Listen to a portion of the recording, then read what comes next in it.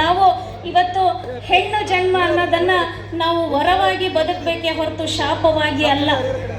ನೋಡಿ, ಇವತ್ತು ನಮ್ಮ ದೇಶದಲ್ಲಿ ಹೆಣ್ಣು ಅಂತ ಹೇಳಿದ್ರೆ ಹರಿತಕ್ಕಂಥ ನದಿಗಳಿಗೆ ಹೆಣ್ಣಿನ ಹೆಸರನ್ನು ಕೊಟ್ಟಿದ್ದಾರೆ.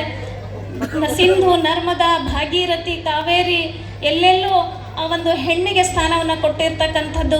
ಅದರ ಜೊತೆಗೆ ನಮ್ಮ ದೇಶ ಅಂತ ಹೇಳಿದ್ರೆ ಭಾರತ ಮಾತೆಗೆ ಹೋಲಿಸಿದ್ದಾರೆ. ನಾವು ನಡೀತಕ್ಕಂಥ ಈ ಭೂಮಿ ಭೂತಾಯಿ ಅಂತ ಕರೀತಾರೆ. ಇನ್ನು ಲಕ್ಷ್ಮಿ, ಸರಸ್ವತಿ ಇವರೆಲ್ಲ ಹೆಣ್ಣಿನ ಸ್ವರೂಪ.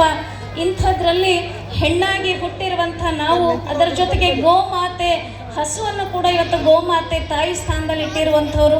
ಇಂಥ ಪವಿತ್ರ ಸ್ಥಾನವನ್ನು ಹೊಂದಿರುವಂಥ ನಾವು ಇಂಥ ಸಮಾಜದಲ್ಲಿ ಇವತ್ತು ಬಂದಿದ್ದೀವಿ ಅಂತ ಹೇಳಿದ್ರೆ, ನಾವು ಈ ಜಗತ್ತಿಗೆ ತಾಯಿಯಾಗಿ ನಮ್ಮ ಮಕ್ಕಳ ಜೀವನವನ್ನು, ಭವಿಷ್ಯವನ್ನು ಉಜ್ವಲವಾಗಿ ಈ ಮಕ್ಕಳನ್ನು ನಾಳೆಯ ದೇಶದ ಭವಿಷ್ಯಕ್ಕಾಗಿ ಬೆಳೆಸಬೇಕಾಗಿರೋದು ನಮ್ಮ ನಿಮ್ಮೆಲ್ಲರ ಕರ್ತವ್ಯ ಇದೆ.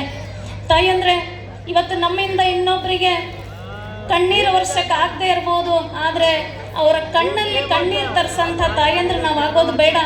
ಯಾಕಂದರೆ ಇತಿಹಾಸವನ್ನು ನಾವು ತಿರುಗಿ ನೋಡಿದಾಗ ಎಷ್ಟೋ ಜನ ವೀರ ಮಹಿಳೆಯರಾಗಿ ಹೋಗಿದ್ದಾರೆ. ಅವತ್ತಿನ ಕಾಲದಲ್ಲೇ ಅವರು ತನ್ನ ಸಾಮ್ರಾಜ್ಯ, ತನ್ನ ಗಂಡ, ತನ್ನ ಒಂದು ಸಾಮ್ರಾಜ್ಯಕ್ಕಾಗಿ ತನ್ನ ಜೀವನವನ್ನೇ ಬಲಿದಾನ ಕೊಟ್ಟಿರ್ತಕ್ಕಂಥ ತಾಯಂದ್ರಿದ್ದಾರೆ.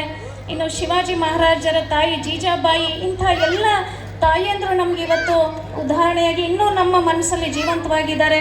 ಅಂಥ ಎಲ್ಲ ತಾಯಂದ್ರ ಪ್ರೇರಣೆಯನ್ನು ಇಟ್ಕೊಂಡು ಇವತ್ತು ನಮ್ಮ ಮಕ್ಕಳಿಗೆ ನಾವೆಲ್ಲ ಒಳ್ಳೆಯ ಸಂಸ್ಕಾರವನ್ನು ಕೊಟ್ಟು ಮಕ್ಕಳಿಗೆ